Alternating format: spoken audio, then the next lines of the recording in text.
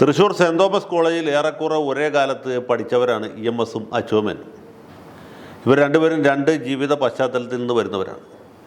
EMS നമ്പൂതിരിപ്പാടിന് അന്ന് തന്നെ സാമാന്യം പ്രായമുണ്ടായിരുന്നു. അദ്ദേഹം അല്പം വൈകിയാണ് സ്കൂളിൽ ചേർന്നത്. വളരെ സമ്പന്നമായ ഒരു നമ്പൂരി ഇല്ലത്തു നിന്നാണ് EMS വരുന്നത്. അച്ചോമേനാണെങ്കിൽ സാമാന്യം കഴിച്ചിൽ വകയുള്ള ഒരു നായർ തറവാട്ടിലെ അംഗമാണ്. അദ്ദേഹത്തിൻ്റെ പിതാവിന് അച്ചോമേനോൻ ഒരു ICS ഉദ്യോഗസ്ഥനാകണം എന്നായിരുന്നു ആഗ്രഹം. അച്ചോമേനോന് അഭിഭാഷകനാകാനായിരുന്നു താല്പര്യം. പഠനത്തിൽ അതീവ സമർത്ഥനായിരുന്നു അച്ചോമേനോൻ. അദ്ദേഹത്തിന് അന്ന് രാഷ്ട്രീയത്തിലൊന്നും തീരെ താല്പര്യം ഉണ്ടായിരുന്നില്ല. അദ്ദേഹം അഭിഭാഷക വൃത്തി ആരംഭിച്ചതിന് ശേഷമാണ് ആദ്യമായിട്ട് ഈ പൊതുരംഗത്ത് പ്രവേശിക്കുന്നത്. വലിയ മാർക്കോടുകൂടിയാണ് അദ്ദേഹം BA പാസ്സായത്. പിന്നീട് മദ്രാസ് ലോ കോളേജിൽ നിന്ന് BL പാസ്സായത്. അഭിഭാഷകനായതിനു ശേഷമാണ് അദ്ദേഹം ഈ പൊതുപ്രവർത്തന രംഗത്തേക്ക് വരുന്നത്. അതും സാമൂഹ്യ രംഗത്തായിരുന്നു. ഇടവരാതി പിന്നാക്ക സമുദായങ്ങൾക്ക് ക്ഷേത്രപ്രവേശനം അനുവദിക്കണം എന്ന് ആവശ്യപ്പെട്ടുകൊണ്ട് നടന്ന ഒരു ജാഥയുടെ ക്യാപ്റ്റനായിട്ടാണ് അച്ചോമേനോൻ്റെ പൊതു ജീവിത പ്രവേശം. അദ്ദേഹം ആദ്യം കൊച്ചി രാജ്യ പ്രജാമണ്ഡലത്തിൻ്റെ പ്രവർത്തകനായിരുന്നു. പിന്നീട് കോൺഗ്രസ് സോഷ്യലിസ്റ്റ് പാർട്ടിയിൽ, അത് കഴിഞ്ഞ് കമ്മ്യൂണിസ്റ്റ് പാർട്ടിയിലും ചേർന്നു. 1952 തെരഞ്ഞെടുപ്പിൽ അച്ചോമേനോൻ നിയമസഭയിലേക്ക് തിരഞ്ഞെടുക്കപ്പെട്ടു. പക്ഷേ അടുത്ത തെരഞ്ഞെടുപ്പിൽ 1954 അദ്ദേഹം പരാജയപ്പെട്ടു. പിന്നീട് അദ്ദേഹം കമ്മ്യൂണിസ്റ്റ് പാർട്ടിയുടെ സംസ്ഥാന സെക്രട്ടറിയായി. ഐക്യ കേരള പിറവിക്ക് ശേഷം നടന്ന ആദ്യത്തെ തെരഞ്ഞെടുപ്പിൽ ഇദ്ദേഹം ഇരിങ്ങാലക്കുട മണ്ഡലത്തിൽ നിന്ന് നിയമസഭയിലേക്ക് തിരഞ്ഞെടുക്കപ്പെട്ടു. അന്ന് EMS ആണ് നിയമസഭാ കക്ഷി നേതാവ്, അച്ചോമേനോനാണ് ഉപനേതാവ്. EMS-ൻ്റെ മന്ത്രിസഭയിൽ ഇദ്ദേഹം ധനകാര്യമന്ത്രിയായിട്ടാണ് ചേരുന്നത്. അങ്ങനെ ബഡ്ജറ്റ് അവതരിപ്പിച്ചു.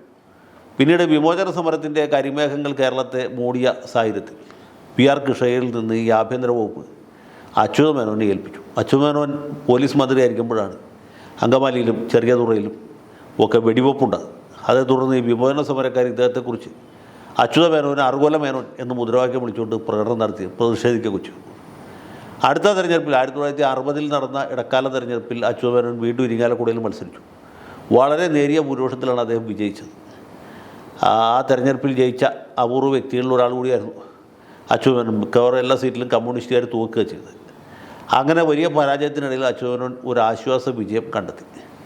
65 അദ്ദേഹം മത്സരിച്ചില്ല. കമ്മ്യൂണിസ്റ്റ് പാർട്ടി പിളരുന്ന സമയത്ത് 62-ലും 65-ലും അദ്ദേഹം ഔദ്യോഗിക പക്ഷത്ത് ഉറച്ചു നിന്നു. അദ്ദേഹം വിമത പക്ഷത്തേക്ക് പോയില്ല. അദ്ദേഹം CPM-ഉമായിട്ട് ആശയപരമായിട്ട് തന്നെ അകൽച്ച ഉള്ള ആളായിരുന്നു. അദ്ദേഹം കോൺഗ്രസുമായിട്ട് സഹകരിക്കണം, കോൺഗ്രസിനകത്തുള്ള ഇടതുപക്ഷ ചേരിയുമായിട്ട് ഇന്ത്യയിലെ ആകമാനമുള്ള ഇടതുപക്ഷ അനുഭാവികൾ, കമ്മ്യൂണിസ്റ്റുകാരും സോഷ്യലിസ്റ്റുകളും അടക്കം സഹകരിച്ച് പ്രവർത്തിക്കണം എന്ന് താല്പര്യമുള്ള ആളായിരുന്നു. അതുകൊണ്ട് അദ്ദേഹം ഔദ്യോഗിക പക്ഷത്ത് തന്നെ നിന്നു.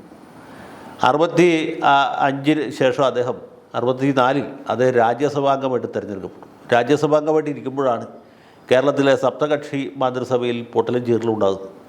അത് വലിയ ഭിന്നിപ്പിലേക്കും മന്ത്രിസഭയുടെ തകർച്ചയിലേക്കും നയിക്കുന്നു. അന്ന് രാജ്യസഭാംഗമായിരുന്ന അച്യുതമേനോൻ എന്നെ പാർട്ടി നിർബന്ധിച്ച് തിരുവനന്തപുരത്ത് കൊണ്ടുവന്ന് മുഖ്യമന്ത്രിയാക്കുകയാണ് ചെയ്തത്. M. ഗോവിന്ദനായർക്കും TV. തോമസിനും എതിരായിട്ട് അഴിമതി ആരോപണം ഉന്നയിച്ച് തന്നെ ഇവർ രണ്ടുപേരുടെയും നേതൃത്വത്തിൽ ഒരു മന്ത്രിസഭ കേരളത്തിൽ ഉണ്ടാകാതിരിക്കാൻ വേണ്ടിയിട്ടാണ്. അങ്ങനെ ഒരു സാഹചര്യത്തിലാണ് കമ്മ്യൂണിസ്റ്റ് പാർട്ടി താല്പര്യമല്ലാതിരുന്നിട്ടും അച്യുതമേനോനെ കേരളത്തിൽ തിരിച്ചു കൊണ്ടുവന്ന് ഈ ബദൽ മന്ത്രിസഭയ്ക്ക് നേതൃത്വം അദ്ദേഹത്തെ അടിച്ചേൽപ്പിച്ചത്. അങ്ങനെയാണ് ഒന്നാം അച്യുതമേനോൻ സർക്കാർ ഉണ്ടാകുന്നത്. അദ്ദേഹം പിന്നീട് കൊട്ടാരക്കരയിൽ നിന്ന് നിയമസഭയിലേക്ക് ഒരു ഉപതെരഞ്ഞെടുപ്പ് വഴിയാണ് വരുന്നത്. അപ്പോൾ അധികം വൈകാതെ ആ മന്ത്രിസഭ തകർന്നു. ആ സമയത്താണ് ഈ ഭൂപരിഷ്കരണ നിയമം നടപ്പാക്കിയത്. KT ജേക്കബായിരുന്നു അന്നത്തെ റവന്യൂ മന്ത്രി. ആ ഭൂപരിഷ്കരണം നടപ്പാക്കിയ ഗ്ലാമറോടുകൂടി വീണ്ടും തെരഞ്ഞെടുപ്പിനെ നേരിടുന്നു. ഏറ്റവും വലിയ ഒറ്റക്കക്ഷി കോൺഗ്രസ് ആണെങ്കിലും മുഖ്യമന്ത്രി സ്ഥാനം ഇന്ദിരാഗാന്ധി അച്യുതമേനോന് തന്നെ കൊടുക്കും. കോൺഗ്രസ് മന്ത്രിസഭയിൽ ചേരുന്നില്ല. കാരണം ഈ മന്ത്രിസഭ അല്പായുസായി പോകും എന്നാണ് എല്ലാവരും കരുതിയത്. കേരളത്തിൽ അന്ന് വരെ ഉണ്ടായിരുന്ന ചരിത്രം ഒരു മന്ത്രിസഭയും 5 കൊല്ലം തികയ്ക്കുക എന്ന സംഭവം ഉണ്ടായിട്ടില്ല. മാർക്സിസ്റ്റ് പാർട്ടിയുടെ ഭാഗത്തുനിന്ന് വലിയ സമ്മർദ്ദങ്ങളുണ്ടായിരുന്നു, പലവിധ പ്രശ്നങ്ങളുണ്ടായിരുന്നു. അപ്പോൾ കർമ്മസമാധാന പ്രശ്നങ്ങളുണ്ടായിരുന്നു, ദിവസേന സമരം, ദിവസേന പണിമുടക്ക്, ദിവസേന ഏറ്റുമുട്ടൽ, ആസിഡ് ബൾബ്, ലാത്തി ചാർജ്, വെടിവെപ്പ്, ഇതൊക്കെ ആയിട്ടും മന്ത്രിസഭ 5 കൊല്ലമല്ല അതിൽ കൂടുതൽ തികച്ചു. 1975 വരെ ആ മന്ത്രിസഭ എങ്ങനെയാണ് പിടിച്ചിരുന്നതെന്നുള്ളത് കേരള ചരിത്രത്തിൽ ആ താല്പര്യമുള്ള ഏതൊരാളെയും അമ്പരപ്പിക്കുന്ന ഒരു ചരിത്രമാണ്. 75 ജൂണിൽ അടിയന്തരാവസ്ഥ പ്രഖ്യാപിച്ചു. അതിനുശേഷം പിന്നെ മന്ത്രിസഭയ്ക്ക് വലിയ ഭീഷണി ഉണ്ടായില്ല. 77 മാർച്ച് വരെ ആ മന്ത്രിസഭ നിലനിന്നു. കേരളത്തിൻ്റെ ചരിത്രത്തിൽ ആദ്യമായിട്ട് 5 വർഷത്തിൽ അധികം ഭരിച്ച മന്ത്രിസഭ അച്യുതമേനോൻ്റെ ആയിരുന്നു. അങ്ങനെ ഭരണസ്ഥിരത കേരളത്തിൽ ഉണ്ടാക്കി കാണിച്ചു കൊടുത്തത് അച്യുതമേനോനാണ്.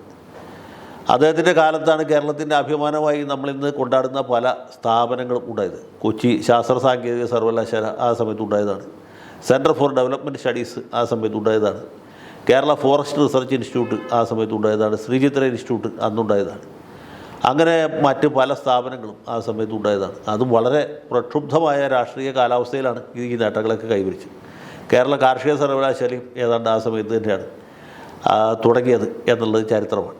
അപ്പോൾ ഇങ്ങനെ വികസനത്തിന് വലിയ പ്രാമുഖ്യം കൊടുത്തൊരു മന്ത്രിസഭയായിരുന്നു. മന്ത്രിസഭയിൽ പ്രഗത്ഭന്മാരായ മന്ത്രിമാരുണ്ടായിരുന്നു. CH മുഹമ്മദ് കോയ വിദ്യാഭ്യാസ മന്ത്രിയായിട്ടുണ്ടായിരുന്നു. K കരുണാകരൻ ആഭ്യന്തരമന്ത്രി, TK ദിവാകരൻ പൊതുമരാമത്ത്. അങ്ങനെ ശക്തരും പ്രഗത്ഭരുമായ ഒരുപാട് പ്രതിഭാധനന്മാരായ മന്ത്രിമാരും ആ മന്ത്രിസഭയിലുണ്ടായിരുന്നു.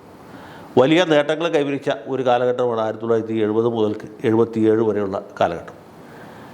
പക്ഷേ അടിയന്തരാവസ്ഥ കാലത്ത് നടന്ന ചില അതിക്രമങ്ങൾ സത്യത്തിൽ അതിലെ പ്രാഥമിക ഉത്തരവാദിത്വം ആഭ്യന്തര വകുപ്പിനും K കരുണാകരനുമായിരുന്നുവെങ്കിൽ പോലും അത് അച്യുതമേനോൻ്റെയും സൽപ്പേരിന് വലിയൊരു പരിധി വരെ കളങ്കം ചാർത്തി എന്നുള്ളത് സത്യമാണ്. പ്രത്യേകിച്ച് എഞ്ചിനീയറിംഗ് കോളേജ് വിദ്യാർത്ഥിയായിരുന്ന രാജൻ്റെ തിരോധാനം. രാജൻ്റെ പിതാവ് ഈശ്വരമായിരുന്നു.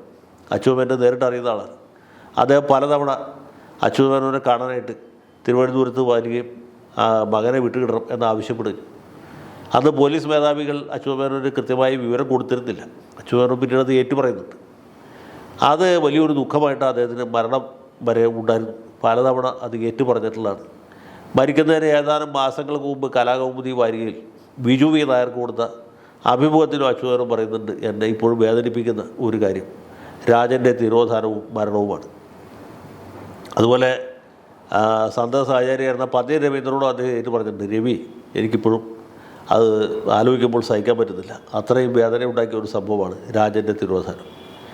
1977 ശേഷം അദ്ദേഹം തെരഞ്ഞെടുപ്പിൽ മത്സരിച്ചില്ല. പിന്നെ ക്രമേണ പൊതുരംഗത്ത് നിന്ന് പിന്മാറുന്നതാണ് നമ്മൾ കാണുന്നത്. അതിനുശേഷം അദ്ദേഹം വാരികകളിലും മറ്റു ലേഖനങ്ങൾ എഴുതിയിരുന്നു. അദ്ദേഹം കൃത്യമായിട്ട് പാർട്ടി ലൈനനുസരിച്ചിട്ടല്ല, സ്വന്തം മനസാക്ഷിക്ക് ഒത്ത രീതിയിലാണ് ഈ ലേഖനങ്ങളും ആശയപ്രകടനങ്ങളും നടത്തിയത്.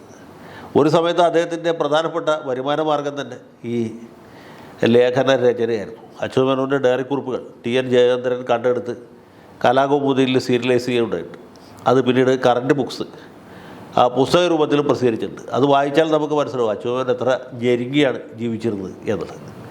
അദ്ദേഹത്തിന് ഈ ഫ്രീഡം ഫൈറ്റേഴ്സ് പെൻഷൻ അല്ലെങ്കിൽ MLA പെൻഷൻ കിട്ടാൻ താമസിക്കുമ്പോൾ അത് ഡയറിയിൽ കുറിക്കുന്നുണ്ട്. അല്ലെങ്കിൽ ഏതെങ്കിലും വാരികകളിൽ നിന്ന് തുച്ഛമായ പ്രതിഫലം കിട്ടുമ്പോൾ അതും അതിൽ സൂചിപ്പിക്കുന്നുണ്ട്. കേരള ശബ്ദത്തിലേക്ക് ഒരു ലേഖനം വായിച്ചു, കാശ് വല്ലതും കിട്ടുമോ ആവോ എന്ന് അദ്ദേഹം ആശങ്ക പ്രകടിപ്പിക്കുന്നു. കുറച്ച് ദിവസം കഴിഞ്ഞു കേരള ശബ്ദത്തിൽ നിന്ന് 100 രൂപ കിട്ടി. ഒന്നും കിട്ടുമെന്ന് വിചാരിച്ചല്ല, ഒറ്റ പൈസയും തരാതെ പറ്റിക്കുന്നത് ദേശാഭിമാനിയും വീക്ഷണവുമാണ് എന്ന് തോന്നുന്നു. അതുപോലെ കാണാൻ വരുന്ന ആളുകൾക്ക് പൈസ കൊടുക്കുന്നു പറയുന്നുണ്ട്. സഖാവ് കൃഷ്ണൻകുട്ടി കാണാൻ വന്നു. പഴയ തലമുറയിൽപ്പെട്ട ഒരു സഖാവാണ്. എന്തൊരു ആവേശമാണ് അദ്ദേഹത്തിന്. 50 രൂപ കൊടുക്കണമെന്നുണ്ടായിരുന്നു, പക്ഷേ എൻ്റെ കൈവശം 25 ഉണ്ടായിരുന്നുള്ളൂ. ഇതാണ് ഈ ഡയറി കുറിപ്പുകളുടെ ഒരു സാധാരണ രീതി.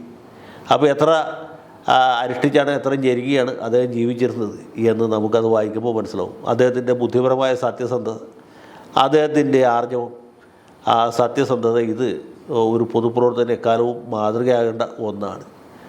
അദ്ദേഹം 1900 ഇന്ദിരാഗാന്ധിയുടെയും അതിനുശേഷം ഉണ്ടായ രാജീവ് ഗാന്ധിയുടെയും ദാരുണമായ കൊലപാതകങ്ങൾ അച്യുതമേനോനെ വല്ലാതെ ബാധിച്ചു എന്നുള്ളത് ശരിയാണ്. ഈ രാജീവ് ഗാന്ധിയുടെ മരണം കഴിഞ്ഞ് അധികം താമസിയാതെ അദ്ദേഹം മരണപ്പെട്ടു.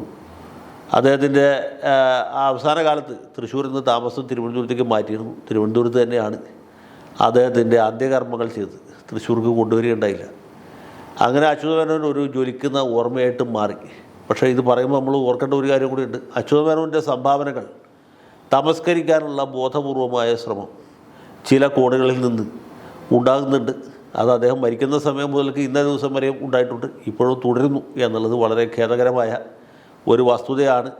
അച്യുതമേനോൻ്റെ ഭരണകാലത്ത് സ്ഥാപിക്കപ്പെട്ട ഞാൻ നേരത്തെ പറഞ്ഞ എല്ലാ സ്ഥാപനങ്ങളുടെയും ഈ സുവർണ ജൂബിലി ഈ സമയത്താണ്, സമീപ സമയത്താണ് നടന്നത്. എല്ലായിടത്തും കൊച്ചി ശാസ്ത്ര സാങ്കേതിക സർവകലാശാലയായിക്കോട്ടെ, സെൻറ്റർ ഫോർ ഡെവലപ്മെൻറ്റ് സ്റ്റഡീസ് ആയിക്കോട്ടെ, ഏതും ആയിക്കോട്ടെ, അവിടെ എല്ലായിടത്തും അദ്ദേഹത്തിൻ്റെ പേര് പരാമർശിക്കാതിരിക്കാൻ, അദ്ദേഹത്തിനെ തമസ്കരിക്കാനുള്ള ശ്രമം നടന്നത് നമ്മൾ കണ്ടതാണ്. അതിനൊക്കെ ചില അല്പബുദ്ധികളായ രാഷ്ട്രീയക്കാരുടെ വക്രതയും അതിനകത്തുണ്ട് എന്ന് മനസ്സിലാക്കുക. പക്ഷേ കേരളത്തിൻ്റെ ചരിത്രത്തിൽ നിന്ന് അച്യുതമേനോൻ്റെ പേര് നീക്കം ചെയ്യാൻ ആരെക്കൊണ്ട് സാധിക്കുകയില്ല. അദ്ദേഹത്തിൻ്റെ സ്മരണയ്ക്ക് മുന്നിൽ ആദരാഞ്ജലി അർപ്പിക്കും.